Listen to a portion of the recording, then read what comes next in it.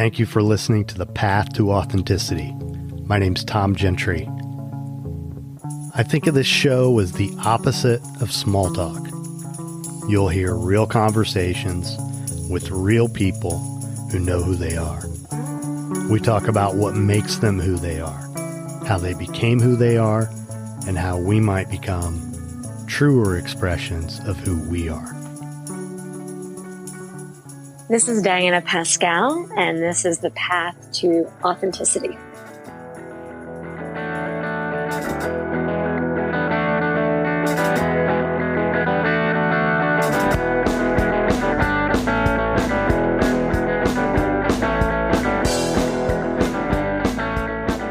If this is your first time here, thanks for checking it out. If not, thanks for coming back. I'm Tom Gentry, and this is The Path to Authenticity.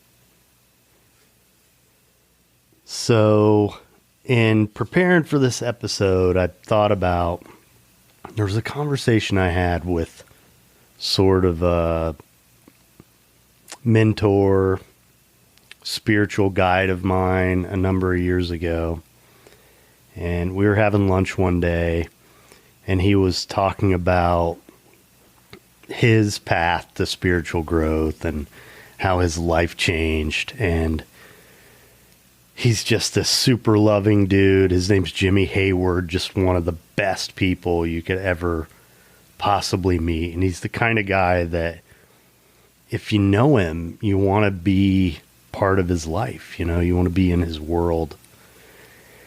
And he was talking about how when we grow spiritually and we become more connected to ourselves, we radiate love. We attract people.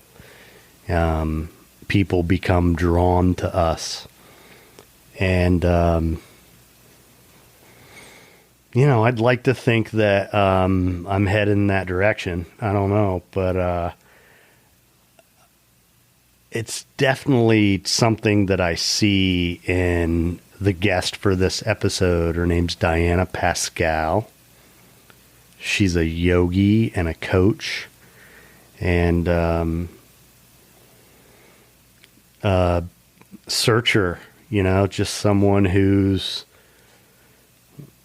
on a search for her highest self and deepest connection. And I found her on Instagram, and she posts a lot of really cool stuff. And I just, was drawn to her, and, just reading some of the stuff she wrote and some of the different things she posted. I knew I wanted to have her be a guest on the show.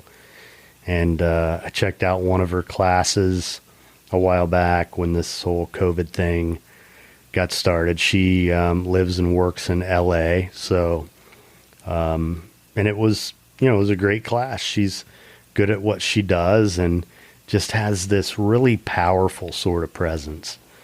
So I was excited to get her on the show, and finally here we are. We had a great conversation, and I hope you enjoy it.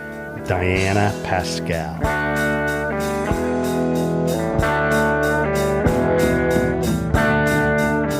Just the product of some bad seeds. Diana, how are you? I'm good. Thank you. Thanks for having me. You're welcome. You're welcome. I've been excited about having you come on, and I've talked about on this show a number of different times that Instagram is just like a gold mine for guests, at least for me. Mm-hmm. And somehow you're a yogi. And I practice yoga too. So I think that's probably how I stumbled on your profile. And then I started following you. And then, I find this person who is like so brave and unapologetically herself and free. I mean, I know Instagram is not necessarily reality, but that's what comes across. Oh, thanks. I guess. Free. No. I mean, no. Yeah. I mean, like, I like that energy. that's what I pick up from you. And like, you're really you. And, if I was a young woman and I saw you, I would like chase you down. How can I emulate you? I would want you to mentor me. So I Wow. just, I just feel like the reason I wanted to do this podcast is so I can help people be like you or how you seem to me. So thank you. Thank you for coming. Well, thank you for that. Yeah. Very, kind introduction. You're welcome. Yeah, the Instagram gods connected us, so I'm happy they did. So, you teach yoga. You live in LA, right? I do. I've been in LA for about 1.5 years. And before that, I was in New York City for over a decade. Yeah. Do you miss it? So, I love being able to bike around and get places like that, and just the kind of tight knit feeling of New York City. Mm-hmm. There's always something happening. But I was seeking, better weather. I was seeking a different lifestyle, and I felt like LA was a good opportunity for, the wellness, conscious world community. Yeah. So I thought I would give it a shot. So I'm still here. Yeah. So now I think you told me you're from Tennessee, right? Yep.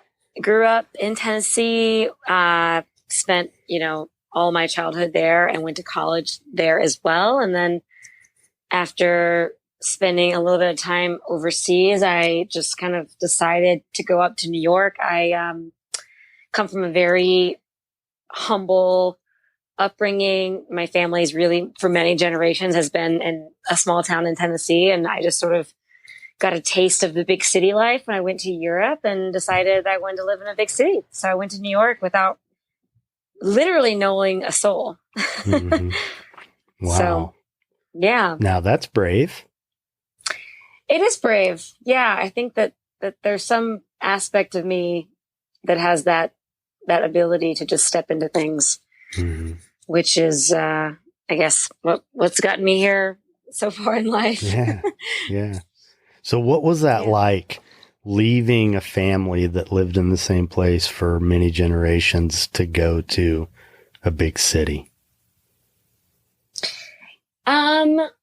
Well, at the time I remember being pretty excited. I went up to, when I went to Europe, I got this job that was just, sort of just like a desk job to make some money. And it was at a recruitment company. And I never wanted to be a recruiter, but, when I flew to New York, I had studied journalism. I also minored in psychology.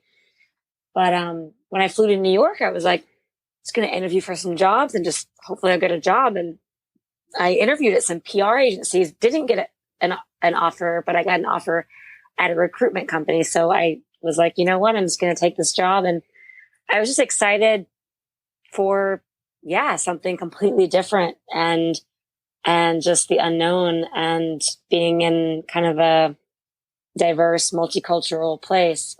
Then I ended up working in PR actually pretty quickly after.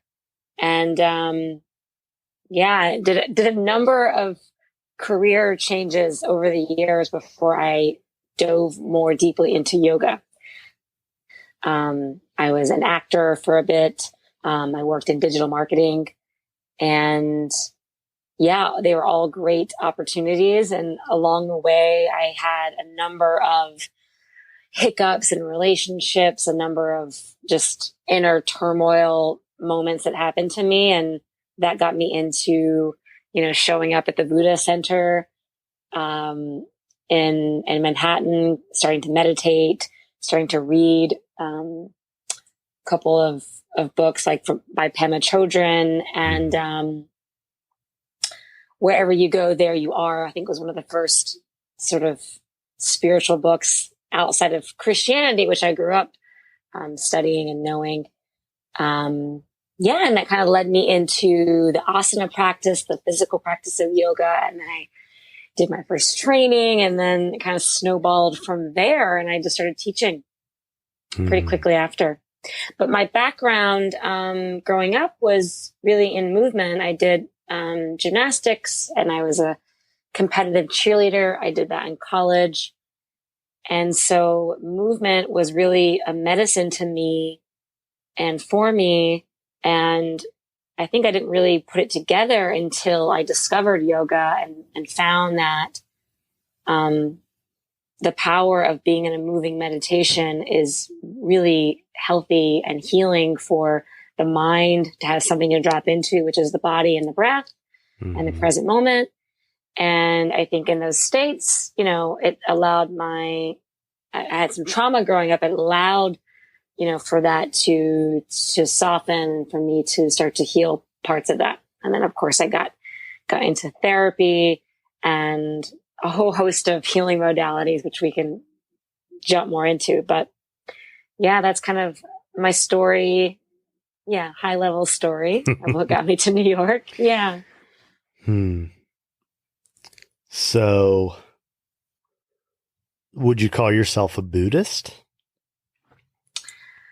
I believe that there's a lot of incredible teachings from Buddhism, in that the main kind of teaching that I take away, that I use with me on a regular basis as I'm, interacting with my life and in my meditation practice, is that I only really have control over my response. And I have to let go of the attachment to outcomes in my life and the need to control in such a forceful way.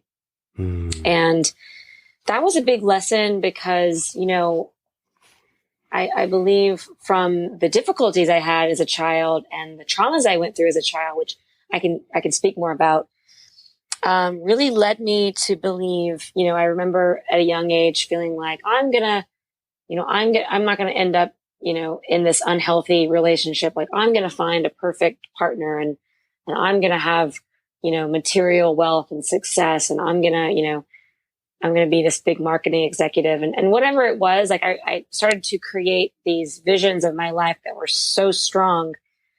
And then when things went awry, I didn't have something else to tether myself to.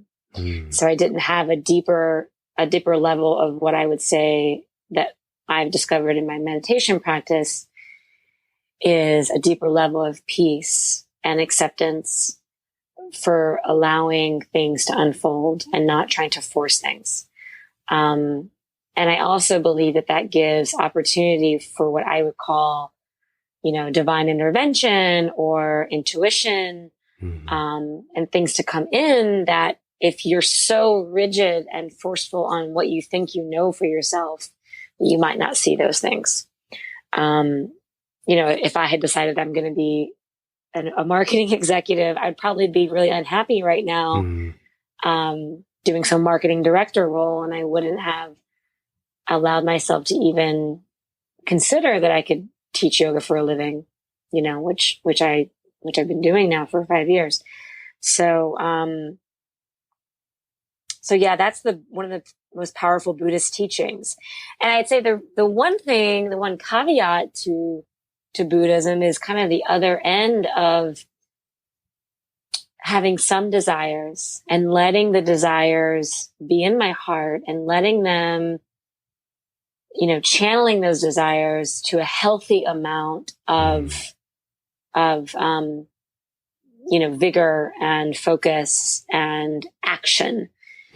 So while, I think it's perfectly, I think that whatever people choose to do with their life, and we can get into more of that with authenticity, I think that what you choose to do with your life is ultimately a choice, and it can be a very conscious choice. And I think that's the one thing that I would offer to people is that you really can choose what you want to do with your life.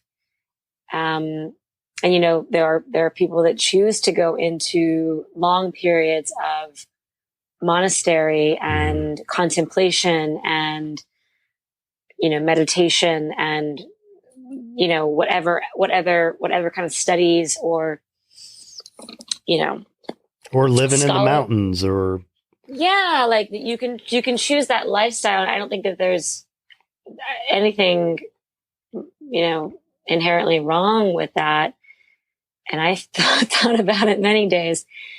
But I also think that if you feel called to make an impact in the world, in your own life, in your family, in your community, or in your country or in the world, and you feel like you're called to do that, then you can let that desire, feel your heart and give you that fire that you need to take action, but to relinquish control over what might come of it. Yeah. So I think with some Buddhist interpretations, there might be of like a complete detachment or desirelessness, right? Just allowing yourself to be unattached completely. And, we are here in the physical form, having a human experience. So I say dive into it, be human. Well, and I've met people who, that detachment thing is kind of, their excuse to not explore intimacy because of their fear, and it just anything that we go too far with either way, right, is going to be problematic. Yeah. I agree. I think that anything, can be can become addictive, can become an attachment, can become a crutch. Mm-hmm. Whether it is even a yoga practice, becoming obsessive with a perfect yoga practice could lead to injury, could lead to obsessive compulsiveness with that, could lead to, in a relationship, obviously having a partner and having healthy relationships and people that you connect with and you're vulnerable with and you're intimate with can provide so much healing and so much growth. Yeah. But it takes a lot of trust and a lot of vulnerability. And yeah, I think that's a dance and knowing when to be vulnerable and when you can open up and when you're too attached. And that's. Well, and I think of all these things like addiction where we get off track in life. The way I've come to look at these things, is as distractions from our emotional experience, because we don't want to feel fear or we don't want to feel sadness or whatever it is we're avoiding. We throw ourselves into something obsessively to try to take the place of that unconsciously, of course. I had a problem with drinking. I didn't drink because I wanted to have a drinking problem. I drank because I didn't want to feel what I was feeling. Mm-hmm. And I didn't want to feel what I was feeling because it hurt. And it hurt because I didn't know how to manage my emotions. And we're not taught that very well in our culture at all. So that's a lot of what I'm about too is, we have to do something about that especially with men, I think, so we need to cultivate relationships with our emotional experiences. Totally. Yeah. I think, you're right. Women get a little bit more leverage or space. Well, there's a broader emotional range of emotions that are acceptable for women to display, and with men there, it's like anger, is a acceptable emotion, shouldn't do it too much, but, and happiness. And that's about it, right. Like I grew up with very clear, unspoken messages that if you are sad, you will be devoured. Like you do not want to be sad. And so then, I go through life pretending I'm not. Mm-hmm. And not even Yeah. realizing that I started doing that as a little kid, and, well into adulthood, I was still doing it. Yeah, I can totally relate. I was living in New York City, which is obviously a high stress, type A kind of place to be. And, I think I kind of probably 5 years ago left my marketing career to teach yoga. And at some point in that process, started to see that this was not long-term, the place I want to be in, primarily because I didn't want to have to be on all the time. And I thought, which I think you can live in a high stress place and still learn how to make space for yourself when you need space and when you need to be emotional and you need to withdraw or whatever you need. But that takes like a really, I'm just speaking for myself. Like it took me many years to really know myself enough and to be strong enough and to have enough boundaries. Yeah. And just personal awareness to know, like, I don't need to go to that party tonight, or I don't need to say yes to this, work project. And I need to take a weekend and just be by myself and meditate and like go to the park and like, write and whatever it is. And like, let things move through me and give myself space. And I think so many, and I'm just, again, I was living in New York for 10 years. And I just think many people and people around me, they tend to do the opposite, which is like drink, like you're saying, go out, say yes to all the things, and just push through, being exhausted, being burnt out at work, and just feeling like, for me anyway, I felt like if I say no to someone, they're not going to love me. They're not going to accept me. I'm not going to be relevant anymore. And that goes back, I think, to my childhood, of just needing acceptance and needing to people please, which is something I think I learned, probably very, very young. And so many of us, I think, that are trying to be successful or trying to heal different wounds from their childhood or trying to find acceptance. Yeah. And then that goes into authenticity. Like if you're not authentic with like, hey, I need to take time for myself, then you're not even giving your relationships an opportunity to connect in a more real space. Because you're not being who you are. Exactly. If you're not saying what you need, if you're not saying what you want, then you're not showing up. And I think it's like a little bit of both, I think it's a little bit of, there's a part of us that's afraid to be completely authentic and vulnerable, because if we share, like, let's say early in a relationship, share that we're afraid of being vulnerable or share something from our past that's like hard to share, that could be what's blocking us. And I think on some other level, I think for me anyways, before I was really meditating, like I didn't even have access to parts of myself. I wasn't even, fully myself ultimately. Like I was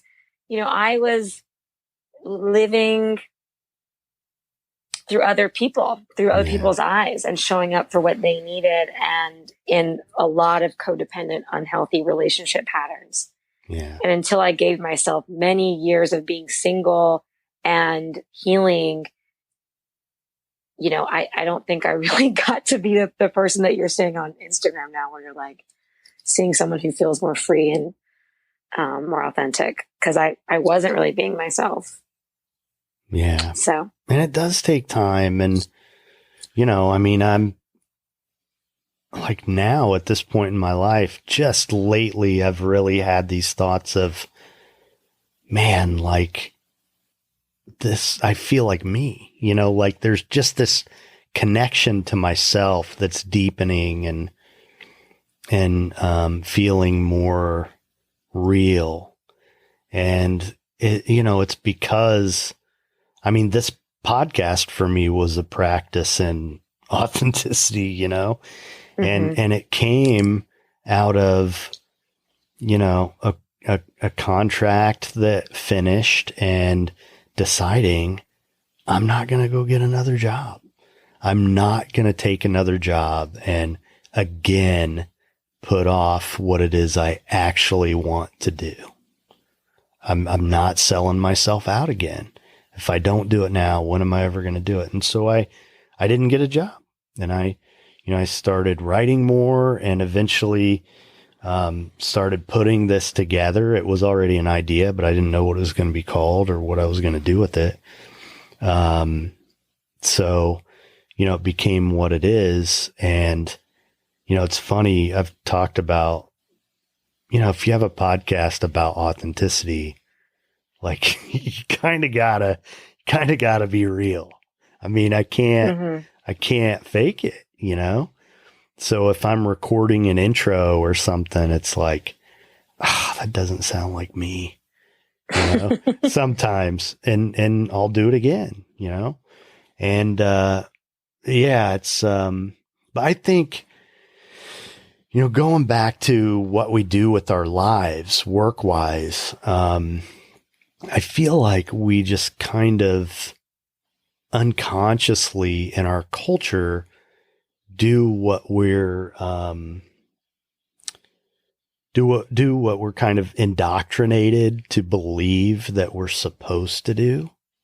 I think we do it with jobs, we do it with relationships, we do it social in every part of our lives. And yeah, I mean, yeah. So for me, that's interesting. You know, I've processed this a lot about like why, because I worked in fashion, my first PR job, and then I was pursuing acting, and I had a marketing director position at a tech company, and which was not really authentic to what I wanted to be doing with my life. And then by way of yoga, over time of practicing, because I was practicing when I was acting, got really more into it towards the end of that, and then did my training when I had the marketing director job, and I was meditating on a regular basis and reading more spiritual texts, and just had a couple of moments of clarity, you know, on I'm really supposed to be helping people heal. Like that's what I'm here to be doing. And then it just became a process of just like, what does that look like? And what are my unique gifts that I've been given from my life so that it's unique for me, you know, because, you know, I think I mentioned to you before, like I minored in psychology in undergrad and had thought about pretty quickly studying psychology, but there was some part of me. So just to give you some info on my background, I grew up with very, very unstable family dynamics. My mother had me when she was 17. My father was 21. My father had, you know, a tendency to alcoholism, and my mother was quite volatile with her emotions and quite codependent with me. And we moved a lot. My mom got married a couple of times, and there was a lot of volatility. Some of the people she spent time with were very unhealthy. There was a good amount of violence around me at times. And I just sort of could not trust my environment. So again, I developed this like need to be in control. And I was like hyper aware and hyper vigilant about controlling my environment. And so, you know, you can develop something which is like empathic ability, where you sort of like your energy field, which is normally within your own body, moves out of your body, and you start to be paying attention to the energy fields of people around you. And you learn that as a coping mechanism of like, well, if I know what they're doing, then I can respond to them and prevent, any Right. harm. Like I'm just like on alert. And so I think like when I went to Europe, I became a different person at the age of, I guess I was 21, 22. It was like the Diana from the South who has this trauma and had these like unhealthy boyfriends in college and was like drinking all the time and, just was just like a mess. but somehow like, I got straight A's, I got a scholarship, I got through university, cum laude. I did that, but I also was like, had very unhealthy coping mechanisms. And I started to become a little bit aware of that when I went to Europe. And some part of me though wanted to have fun, wanted to feel free and didn't want to think about psychology. And so I was like, I'm not going to go to grad school and study therapy. I don't want to have to be around darkness, quote, And so I think I went the opposite direction and I went into like the most frivolous and the most, like just kind of surface level, superficial, like beautification and that kind of world. And so I worked in fashion and then I got into acting because I thought like, I wanna portray something exciting, something beautiful, something novel and interesting. And I think through that, I started to learn that I still had things to work out, that like the light comes with the dark. And I learned that the hard way, by struggling and by being in an unhealthy relationship. And I think also by not really knowing myself, as I was speaking to earlier, like I was so busy running around trying to fit in this lifestyle of, the cool, like hip New York City fashionista or, actress that I wasn't getting to really work through the stuff from my childhood.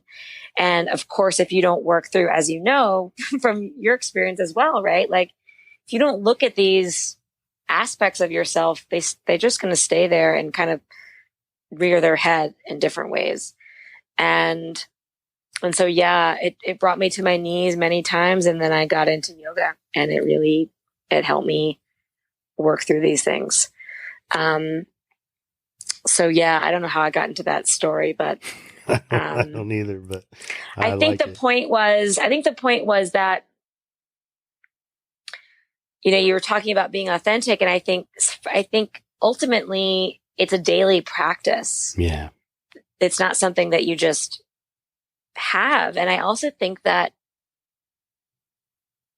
my understanding of reality now and myself now is that, I don't even think of myself as like a person, so to speak, but more as an energy that's moving with time and space, if that makes sense. Yeah. And realizing that there is a part of me that is still has the memory of, and all the experiences of my childhood and of the things I went through that are coming forth in real time and constantly are being, reflected. Yeah. And so it's just through everyday awareness that those shifts can happen. It is an ongoing process, healing and growing and becoming more authentic and getting to know, I believe, more of like our true selves, which is who we are underneath our traumas. Yeah. Mm-hmm. Yeah. Yeah. But, back to this indoctrination stuff, like, just, everything we're talking about is, we're talking about, reflection, like actually paying attention and evaluating our lives and being really conscious. And I think, the busyness, all the stimuli in a environment like New York City, or it doesn't even have to be that. It can be in a smaller place, but you just have all kinds of stuff going on, drama, whatever, but, Totally. it's like, it keeps us from being who we are. And one of the things that kind of hit me like in this COVID-19 thing is we're kind of forced to slow down. And like, I already worked from home most of the time, and I already had some semblance of a spiritual practice and was already trying to be authentic. But, I feel like it was an opportunity, or it is still an opportunity for all of us to look at how we're actually living our lives and if this is actually the way we want to do it. Because a big part of growth for me in the last 10 years has been just asking myself, is this really how I want to be spending my time? And how do I get closer to being able to spend all my time the way I want to be spending my time and moving in that direction? But That's most a of us powerful don't question. even like try. We just punch a clock, and make the money and have the kids and all that stuff, and aren't even really thinking about what we want, which is a shame, because what I really believe is that the things that we want are, those are given to us. Those are God-given, or however you want to frame it for yourself. But that's how I explain it, God-given. And because of that, those are the gifts that we're going to be able to give to the world. And so when, we're doing the things that we've been gifted with, then it's easy and the abundance comes. But, if we're stuck in, I have to work 40 hours a week, because if I don't, I won't make enough money to pay my bills. And, not that we don't all have those concerns, but Of course. it's looking at things through a lens of scarcity and limitation rather than abundance and possibilities. I totally agree. And I also think, you can always do things in steps, Mm-hmm. and that's kind of, I work as a coach as well. And that's kind of the way I work with clients is you can't really know, like what you just said. How do you want to be spending your time? Well, you're not going to know how you want to be spending your time if you don't move towards what you think you might want to be doing and get feedback. Mm-hmm. Life is all about feedback, right? So it's the same as in relationship. You can't really know if you want to be in relationship with someone or be friends with someone without going out and hanging out with them and getting a coffee or whatever it is, or getting on the phone. Like, you can't really know what is going to take place in life without taking a step forward. So it's like, for you thought maybe you want to do a podcast, right? And so you took those first action steps, reached out to your people you thought about doing the first interviews with and whatever. And so for me, I did my first yoga training. I taught my first class. I got great feedback. It felt good. I was nervous and I was scared, but ultimately it felt so great. And I was learning. It was a process. I started getting private clients. I started coaching people. I was being coached, it was a process.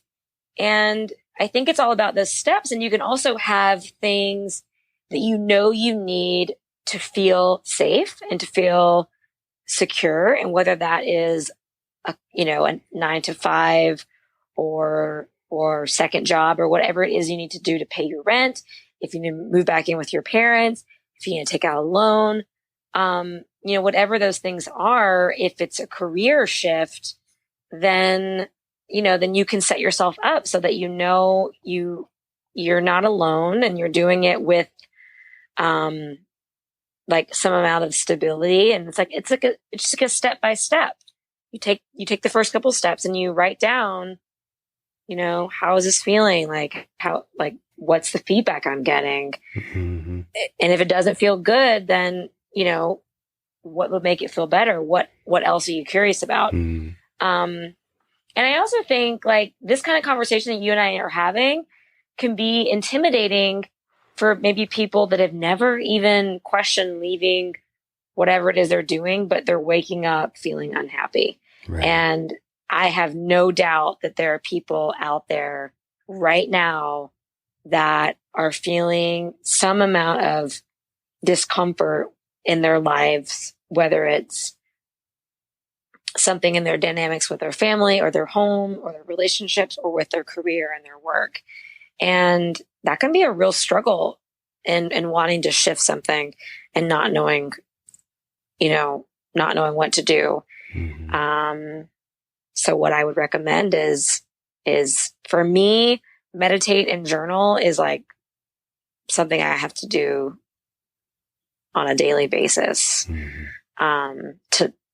To be more authentic, to learn more about myself, to get feedback, and to take space from the noise of the world around me and really listen to myself. Mm-hmm. So that's my practice.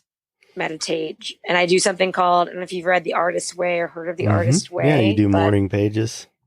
Yeah, I do morning pages. I honestly started doing that back when I was trying to be an actress in New York City, and of course gave up on it many times and have been very inconsistent, but I tend to do it pretty regularly, once a day, where I just free write anything that comes up. And then if there's something that comes up in there that's like really relevant, I might, write it somewhere else or put it in to-do list or write it somewhere more relevant. But I don't even necessarily reflect back to my morning pages. Mm-hmm. I just write and let things get released, but I will have epiphanies come from that, Oh yeah. Well, one of the things I love about writing is you end up places where you wouldn't if you didn't write it down. It's you're looking at things from different angles, and suddenly you draw some conclusion or get an idea or whatever that it just wouldn't have happened otherwise. Totally. And I feel, more grounded when I write, and especially if I do it in the morning. And that's one of the reasons why I feel more like myself, is because I've gotten into a really solid practice every morning writing after, losing that for a while and, or drifting away from it and, struggling to get it back. And now it feels really good and it feels right, and stuff will come up and I'll use some of it other places. And like one thing that came up, I was going to mention a post I did over the weekend. I did this meme that says, "You're not supposed to hate your job," and wrote a little bit of copy about it, which, basically, is, people who call you an idealist are usually people who've already given up on life. And also that part of you that has trouble getting out of bed in the morning, that's your spirit telling you you're in the wrong place. You're doing the wrong thing or something. Yeah. You need to change something. Well, and I can speak to this very, very well. So much, I think, well, for me personally, feeling stable was such a primary need from my background and my childhood, and feeling like I'm safe, I'm stable, I have money in the bank. I need those like really basic things to feel really good to do the other things.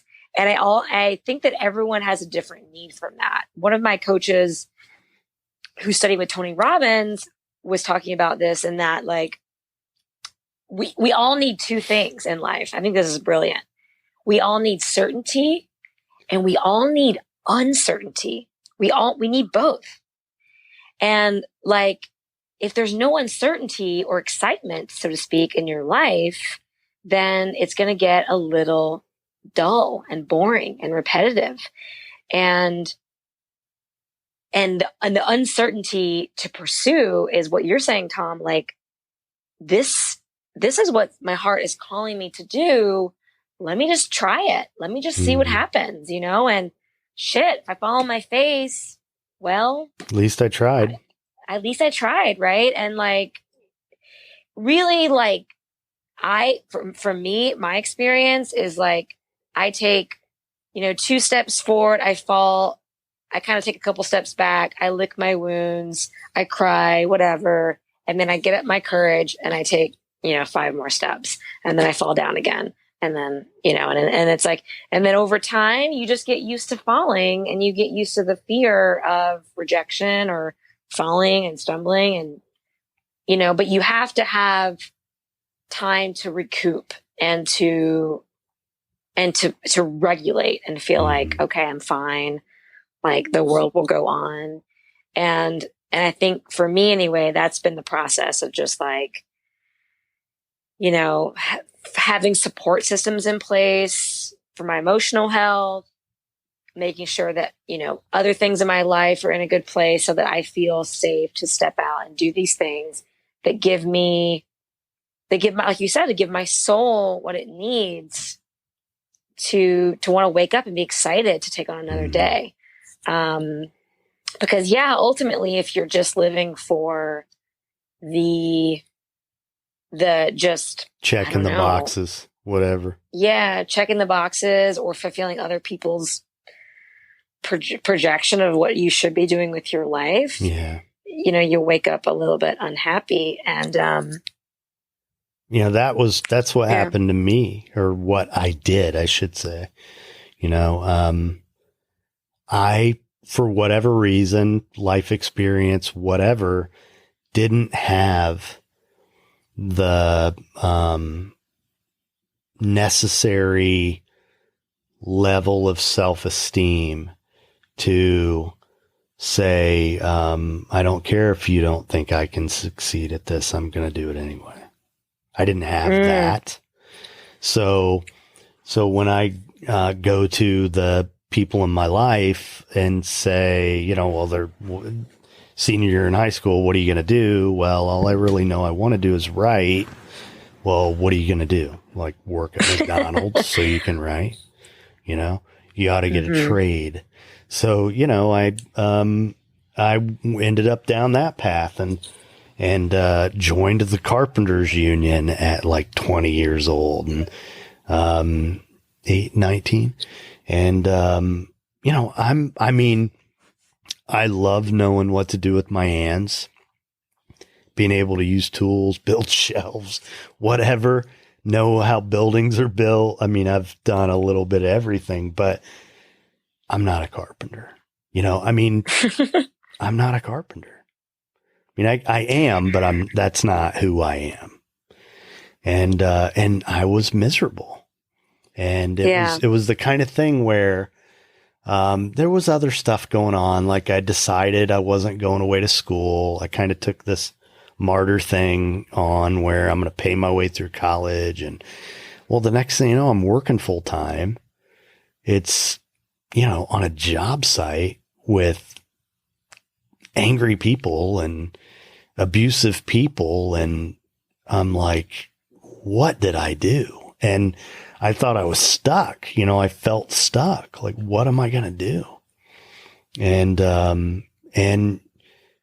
that's really when, before I drank and like socially, too much already, but like, that's when I remember using it to change the way I felt, like really intentionally.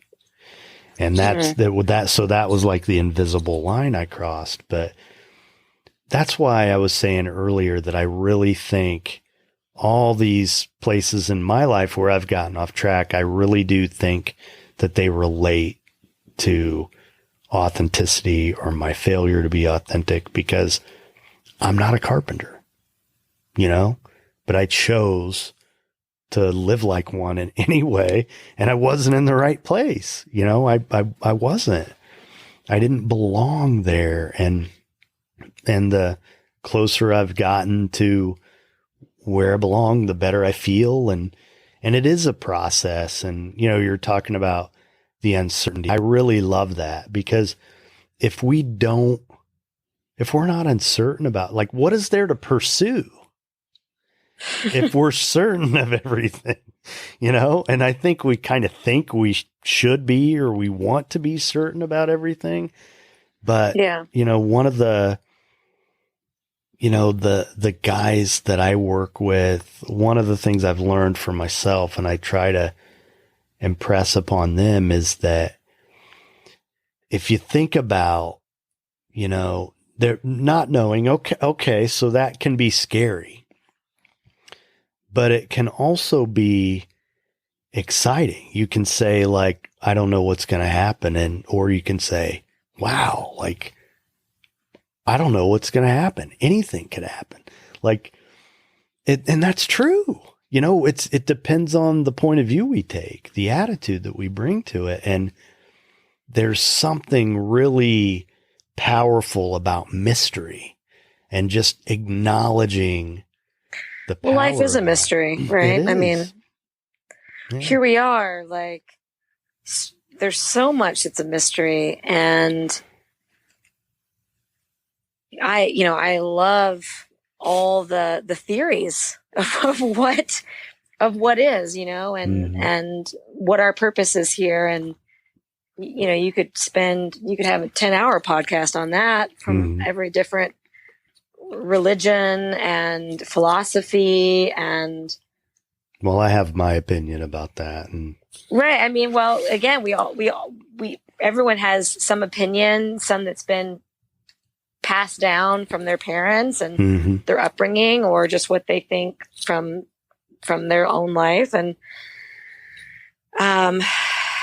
I've dove into many different spiritual texts for that curiosity myself of like, what is the point? But ultimately, we for sure know a couple things. We know that we won't live forever in these physical forms.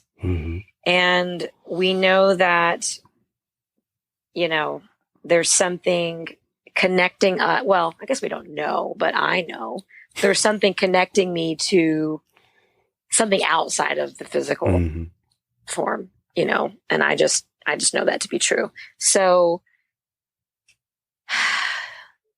and we know that love is just this amazing, heart opening feeling that we have when we're just at peace, peace, love, when we transcend all the bullshit of the modern world. And we're just like sitting in nature. We're just like watching a sunset, or we're like swimming out in the ocean. There's just this transcendence that happens where we're just in bliss, and I have that. Yeah. I've had that after yoga, which is why I'm a yoga teacher. It's like connects me to my soul, connects me to the spirit. And I don't even think my soul. I think it's like, essence, spirit, the soul. It's like what everything is, it's just the essence of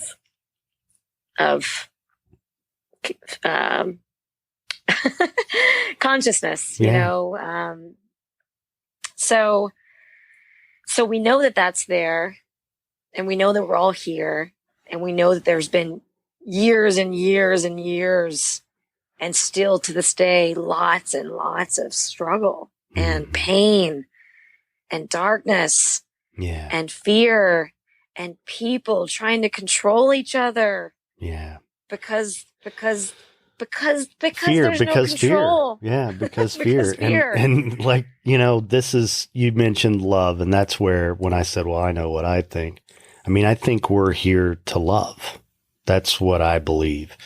And I think we could be a lot better at that, and I think the fact that there's not more of that in society at large is part of the reasons why collectively we struggle, and, you mentioned like love, the sentiment or the feeling. And one of the things that like a dot that I connected early on in my path is that love's a verb. First of all, it's an action. It's a noun too, but it serves me well to think of it as an action. It's something we do. That's powerful. And like even, I think I mentioned to you that maybe I said I was divorced. I can't remember, but going through that process of struggling in a relationship and like that was super hard and wanting to be a good man and a good dad and all that stuff. I mean, the practice that I honed in that process was, okay, what's the loving thing to do right now? How do I do this with love? And being really, really intentional about that and understanding that, it is more than just a feeling. It's about being intentional about it and doing things with love. And then later on, just probably in the last 5 years, one of the things I've just decided is like, I've spent time in Tennessee. You're from Tennessee. People are nice in Tennessee. People are nice, and I'm from Indiana. They're nice. They're not quite as nice as people in Tennessee, but they're nicer than people in Florida. And people just aren't nice to each other. The kindness, there's so much kindness missing in our lives. And, like people don't talk to each other or say hi or make eye contact or acknowledge each other. And I just decided at one point, and living in this building where I live, it's like a high-rise condo thing with a couple hundred units, and I'm in an elevator all the time. And at the time, I barely knew anybody. I just decided, I'm not going to avoid making eye contact. I'm not going to not say hi because they don't say hi. That's not who I want to be. And so, I at least. So simple but powerful. It is, because really someone. Just saying hello to someone, it really can change their day, or maybe even more, just such a simple act of kindness, and for me, I try to like notice when somebody needs help. And if it's reasonable for me to offer to help them, I don't look for an excuse not to. I do it, and they almost always say no, but they see that, someone's there, I mean, it can seem, if you're cynical, it might sound really, really silly, but it changed my life. Like doing those things has changed my life and the quality of life. Yeah. Totally. Yeah. It's just better, like I lived in New York again for a long time, and it's one of those places too where you can easily not know people that live across the hall from you, not know your neighbor. You pass people all the time. And I definitely learned to like be friends with the barista making me a coffee. I had a dog in New York, and love of my life, this dog. And we went to the dog store on our walk, and I got to know the person who owned the dog store, and those little touch points and like my day, like really were beautiful and powerful. And I got to know those people over time. And, And that can develop into something deeper. But if you never even give the initial like vulnerability just to be like friendly and kind and like check in with people, get to know them a little bit, then you block what could be a new relationship. And, you know, we are in this modern world, and this is something that came up as you were speaking. Like, I think about this all the time in that, you know, we used to be more in community and in, you know, bigger family units. Like now most people don't live where their parents live. And well, I actually don't know if that's a true stat, but I'm just making it up. But I think a lot of people, you know, move away from their family, or their family is in different places. And, you know, it's not like you're living multi-generational all within proximity, you know, and a lot of people are living in bigger metropolitan cities where they don't know a lot of their neighbors. And so it's so important for us to create touch points and to create, I think, circles and communities where there's real vulnerability and real trust. And it's hard, but, you know, I think like the more you tap in and get to know yourself, the more you can be more authentic. And then you find those people and those people find you. And you know, for me, it's been a lot of trust in knowing that when I let go of relationships that haven't served me or no longer serving me, there's space for new powerful relationships to come together. And yeah, that's just something that I think is so important. And I also, like I was saying earlier, I think we're always evolving and always growing. And I think it's natural for us to embrace new friendships as we age. You know, I think that's something that I think is so important that not everyone that I see is embracing. Is like, you know, if you're a new mother or you're recently single, find people that are like you, that like you can commune with around that. It's so important in these days where, especially during COVID, where we're like so isolated. If you don't have family or connection, it's online. And I mean, hey, getting on a Zoom is better than nothing. Getting on a Zoom circle, you know, if you have to, can really serve you. And, you know, the family thing that you talked about, I mean, I left my family, you know, like 23 years ago. I mean, do you have kids? I have a 14-year-old son, and, and I'm the youngest of 8. Wow. So, big family. Yeah. So it was like, I mean, even as the years go by, I just realized more and more what a big thing it was for me to leave and how difficult it has been and what a mourning process it has been to be away. You know, at first I knew I really shouldn't or couldn't go back. And then I realized. But you're divorced. Yeah. But I mean, when I mean I left at 23 to leave Indiana to come to Florida to get sober. Really, that's what I was. So you physically left. I physically left my family of origin. You know, I lived in a town of like 50,000 people where everybody lived within like a 5-minute drive. Everybody, and you know, the youngest of 8, my whole family. I mean, you know, I've had a couple siblings who have lived in different towns over the years, but and I had a sister who lived down here. She passed a few years ago, but. And then I'm here. Thank you. But, you know, that was a hard thing. That's a hard thing to miss that. And you mentioned the multi-generational thing.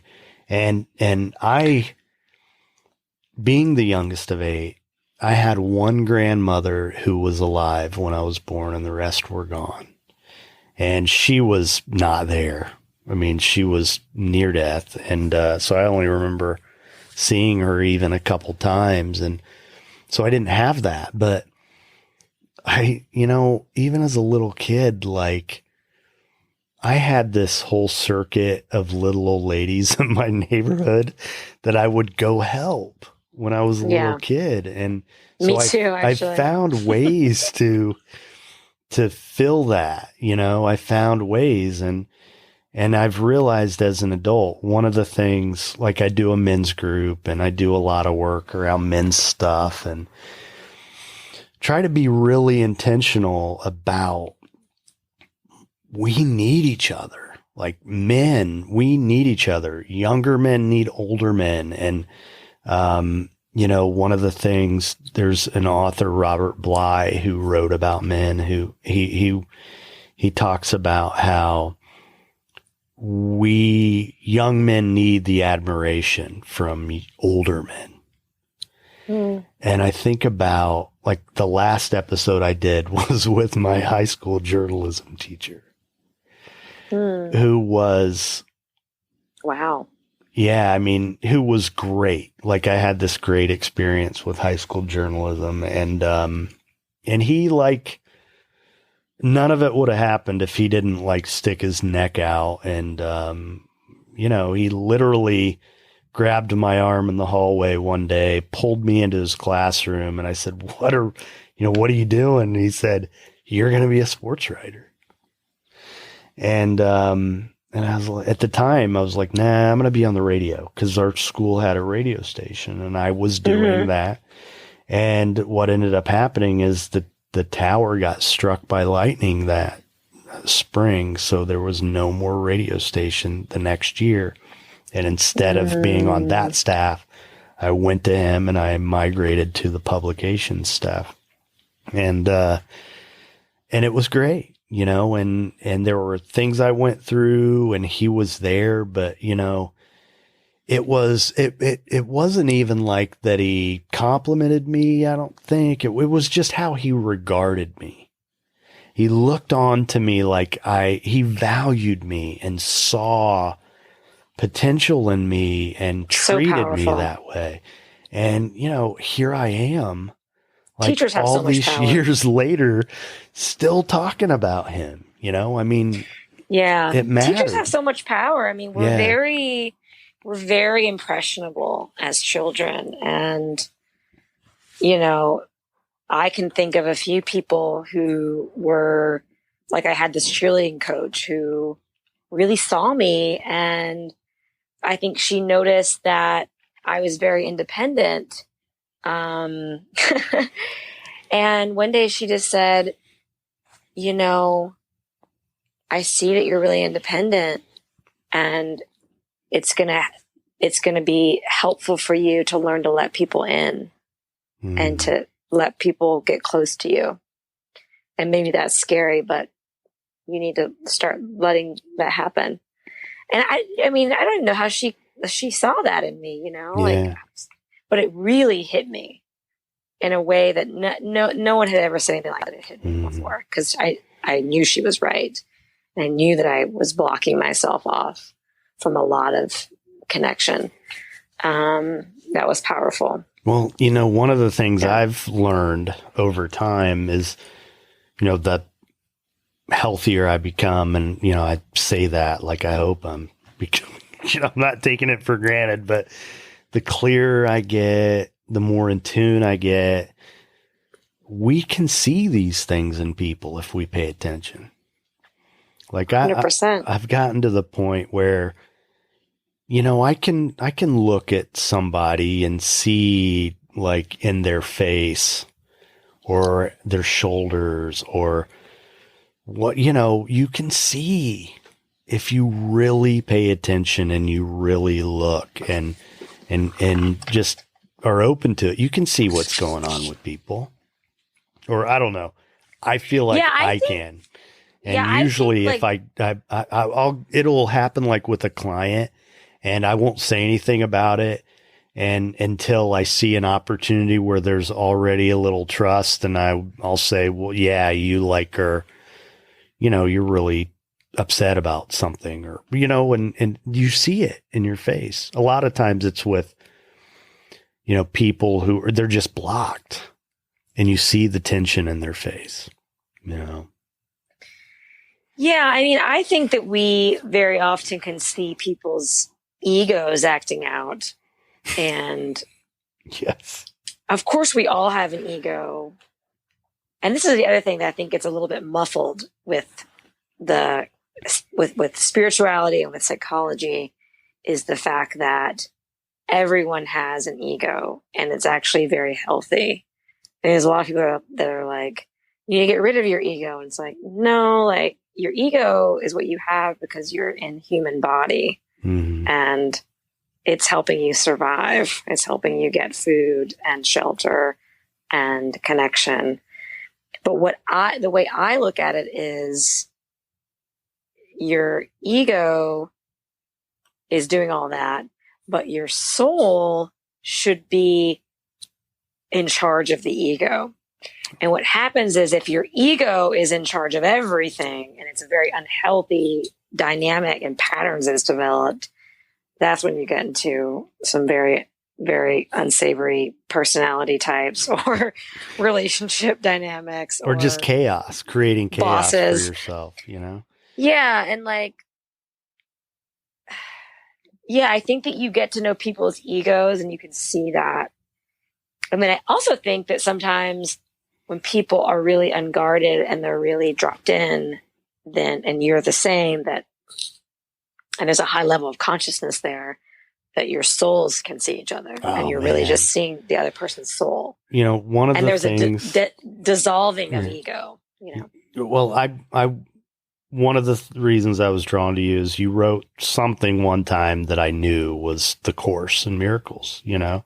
Yeah. And that, you know, that's kind of, we're glancing by some of that stuff, like the ego. And when you mention it being directed by the soul, I mean, that's essentially what it's about, like being in tune with that part of us instead of the lower part of ourselves that's, you know, more destructive. And but right. So it's like, it's going back to what you were saying earlier about like being nice to people just out and about. It's like, here's the thing, is like, it's easy a lot of the times to be relatively nice. Like I don't know stats wise here, but let's just take like your average person who has like an average life in America. Like, you know, people are doing okay, right? You know, like we're going through obviously a very hard time right now during COVID. A lot of people are unemployed. They can't work. Maybe they're stuck at home with their children, and there's some stress, of course. And luckily, hopefully they're getting unemployment. Most people, a lot of people aren't. But anyway, you know, it's like there's a certain level of comfort, and you would think like when you have that certain level of comfort, it makes it easier to be nice. It makes it easier to be a supportive and compassionate person, right? And if you have trauma and if you have other issues, then maybe not. And you know, if you're going through hardship, you know, if you're struggling, you're going through real hard times, then that makes it more challenging. And so that I really am starting to see, you know, and I really have seen that with living in New York and the things that people go through in living in that high stress environment. And, you know, so I think that we also have to look at culture when we're talking about healing and people being able to be vulnerable and be authentic. Yeah. And finding support, you know, like it is hard to be a kind, loving person when you're in the middle of going through stress, or when you're in the middle of trauma, or when you're going through, you know, lack of income or financial burdens. It's like, it's really hard. And going back to the tools. Buddhist stuff, you know, I mean, embracing the suffering, finding meaning in the suffering, acknowledging that we all suffer. I mean, as I'm listening to you, I'm thinking about the people who turn their suffering into, you know, they harden, and I can't have this, so you shouldn't have it either. Or I had to fight for this, so why should you get it more easily, or whatever, you know? And it's an absence of compassion that results from like hardening, you know? Yeah. The Course in Miracles talks about, any decision any action or reaction or decision is like, are you choosing to do something in love and for love, or are you doing something because of fear?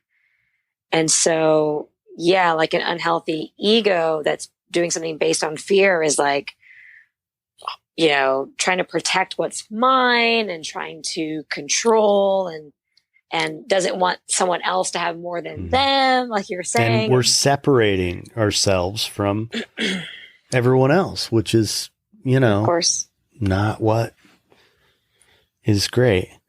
But the other part about the Course that really I thought about this as I was listening to you.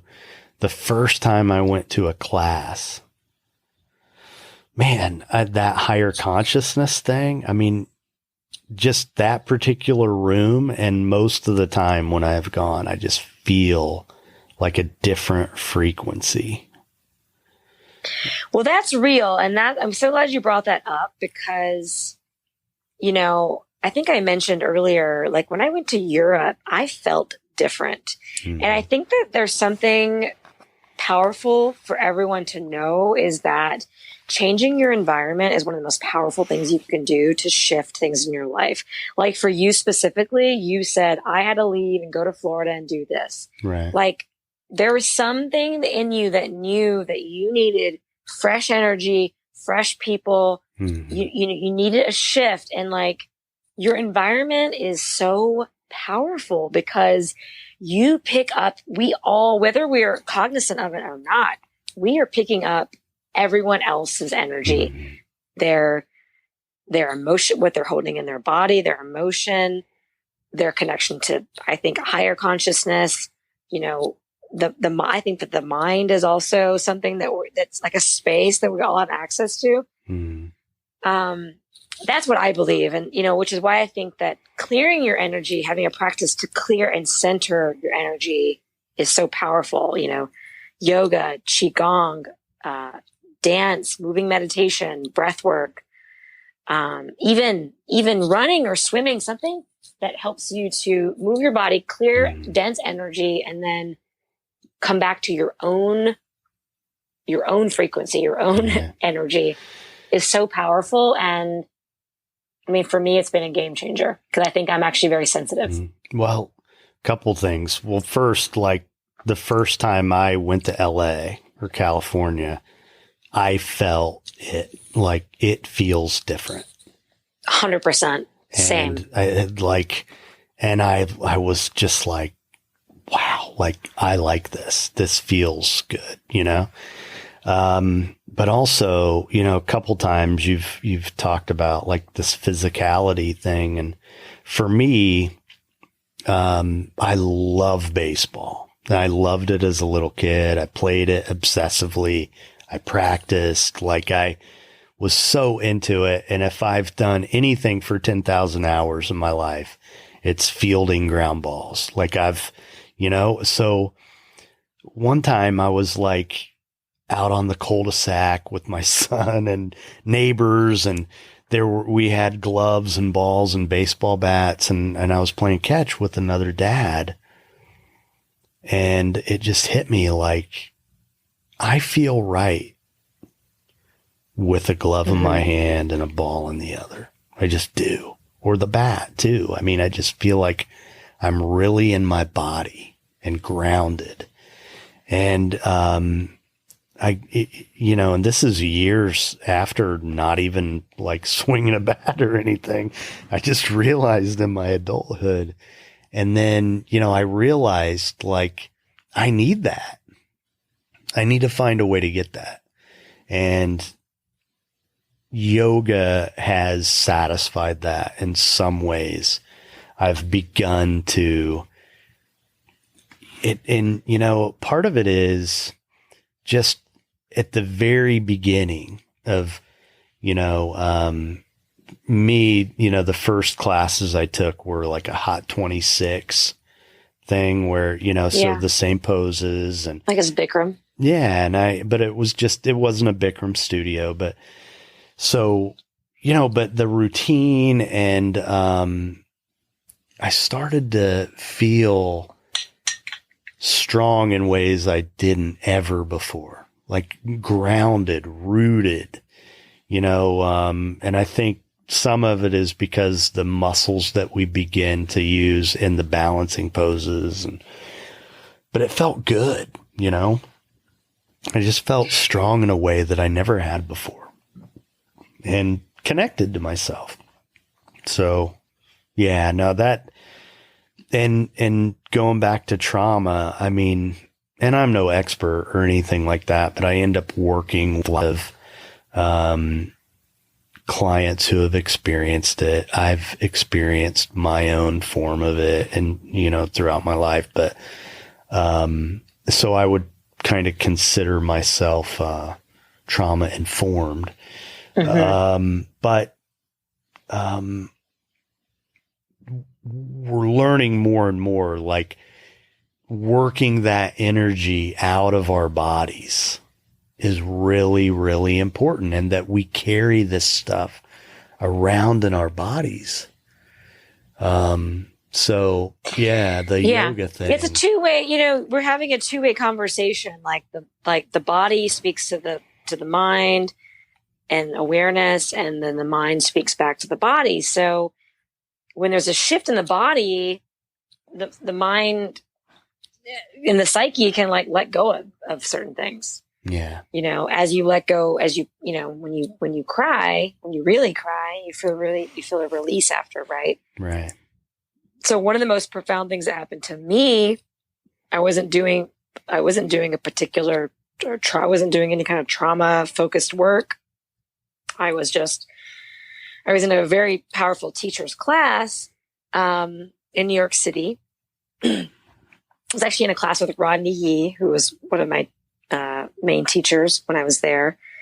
I did a 300-hour training with him, and I was just sitting in a seated posture. It's a hip opener, and my knees are out, and sitting up on a blanket, just breathing, just following his instruction, just to be in my body, breathing. And again, nothing in particular. I wasn't really forcing anything, but my knee out of nowhere just dropped like a couple inches. Something just let go in my hip. And I also had a hip injury, like a physical injury, which was a snowboarding accident. But my knee dropped like 2 inches. My hip opened and tears started streaming down my face. Just immediately started crying. But there wasn't any memory attached to it. It was just pure, seemingly like a physical release. My point is even though I was crying, I did feel some emotion, there was nothing tied to it, no story tied to it. So it was so fascinating to me. And I felt so good. That release felt so good in my hip. And I've also had experiences where I've been with powerful healers, somatic healers. And literally within a few minutes of being in their presence and them just barely touching me, sometimes not even touching me, I just start crying. They see where I'm holding tension and pain, and they just help me unblock it. And it's just the floodgates, Yeah. And I've had it happen too. So I've just been really curious about the intersection of psychology and really somatic psychotherapy, somatic healing, and that the intersection of physical healing with trauma and how that affects the psyche, and how you can use that for really healing wounds and then moving forward, and then creating the life you want and stepping more into a higher version of yourself. So yeah. This is great. I love doing this. I really do. Reiki, I had an experience like that with Reiki the first time I experienced it, where I was laying on my stomach and, I knew she wasn't touching me, but I could feel her. And there was a, like below my knee on my calf on one side. She just kind of stopped and started working around it. And the next thing you know, I'm crying uncontrollably.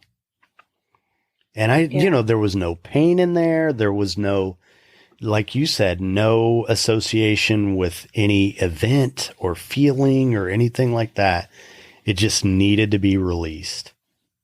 And she was really sweet about it. She's like, "Do you want a hug?" And like held me. And it was a really nice experience, but it opened my eyes to the fact that, man, our bodies are such amazing things and so powerful.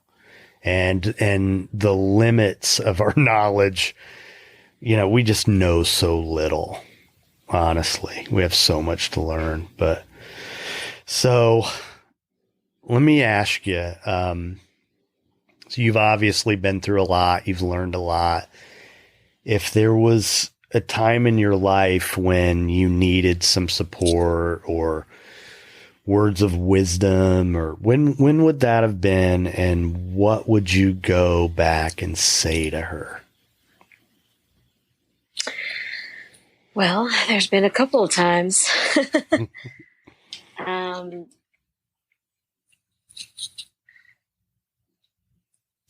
Yeah, there's been a couple times that I can think where I was feeling stuck and unhappy. And I think one of those times, there's been a couple, but one of those times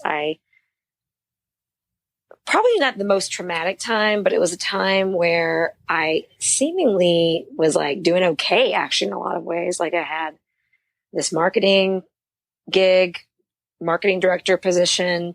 I was in a relationship, and living with a partner, and, had some good friends around me, but ultimately I knew that I wasn't following my purpose, and I was relatively unhappy. And I kind of felt a little bit stuck because I was like, well, you created this situation, here you are. And what I did, and what I would recommend to anyone listening, is I just took one step towards what my heart was really calling me to do. And that was, I did a yoga training. And then actually I was really called to leave the States. So I left the States for 6 months. I went to Southeast Asia, went to Bali, and did a yoga retreat and stayed at this healing center for a little bit of time. And the space that gave me, taking that step to do my first 200-hour training, which really was just like the first step. And then I ended up, doing 3 or 4 more trainings. But my advice would just be to take the first step towards either what your heart is calling you to do, or what you could say your belly or your intuition, like what your soul or even if you're thinking about it more mentally. So some people are more like in your mind is like, what do you like? If you could do anything else, if you feel yourself stuck, if you could do one thing that you're really excited about, you're really interested in, it's like, just keep doing that until it leads to the next place. Do that until it takes you to the next step. And then the next step will reveal itself, but just take like that first step. And the first step might be calling someone and just being like, I don't know. Yeah. Like I'm lost. Like I need help. Well, and that might be the first step. And, and I work with a lot of guys who are like at that place in life where they don't know what they want, and they kind of need to figure out what they want and, direction. Where am I going to go? And one of the things I always tell them is, if you just follow an interest, you're going to find the people. You're going to find the right people. And if you find the right people, you'll figure it out. You'll be led to the right place and find where you belong. And people, I don't know. I just think in my regular career, you know, in the addiction treatment industry, I mean, who you're connected to is, I mean, to me, super important. You know, I was trained by people with like real high ethical standards, and, you know, that was passed down to me, and I've carried that throughout my career, and only like been really careful. I've made a couple mistakes about who I chose to let in, but for the most part, I've been able to stay with just quality people, and that has served me so well. The people really, really matter. And, you know, one of the things about this podcast that I've been enjoying and just kind of, feeling lately a lot is, you know, I'm a little over a year into it, and my life has just it feels like so much bigger, because there are all these people in my world now who I didn't even know before. This is like a built-in excuse to talk to like really cool people. And like, this is such a perfect example of that. And I mean, I could just keep talking to you like this because we're like there, you know, I feel like, but I feel like if this episode is any longer, nobody will ever listen to it. So we probably ought to stop. So thank you for having me. Yeah. Thank you. I really enjoyed our conversation. Me too. And I can't wait to drop into more of these. Yeah.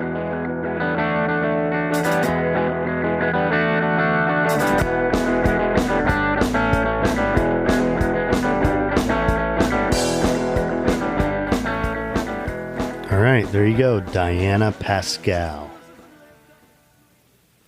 Hope you enjoyed it. If you did, please leave a rating or a review at Apple Podcasts or wherever it is you choose to listen to podcasts. You can email the show at thepathtooauthenticity@gmail.com. If you'd like to call and leave us a voicemail, some feedback, maybe even have whatever you say in that voicemail on the show, you can dial 561-247-4757. Leaving a message there is implying your consent to have that audio used on the show. Got a lot of great stuff coming up. You can follow us on Instagram or like our Facebook page, both at The Path to Authenticity.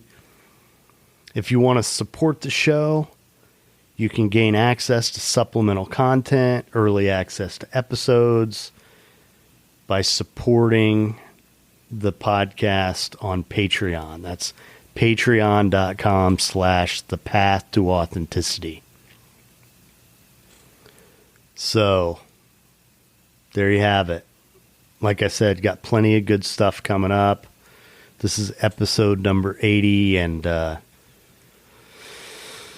excited about what comes next. Close to finishing this website, and lots of exciting stuff happening. I think I have a new sponsor for the show, which is going to help out a lot. But, you know, I'm here in West Palm Beach. It is Saturday, August 1st. This episode comes out on Tuesday, August 4th. And Hurricane Isaiah is barreling down on us. I had to clear off my patio last night, bring everything inside. And, you know, it feels like the day that, or the day before a hurricane comes. I mean, it's kind of this ominous sort of vibe that if you've been through this, you know what I'm talking about. So hopefully we'll have another episode if I don't blow away. But I wanted to get this one done while I knew I still had power. So take care. Be good to yourselves. Wear a mask. Be nice.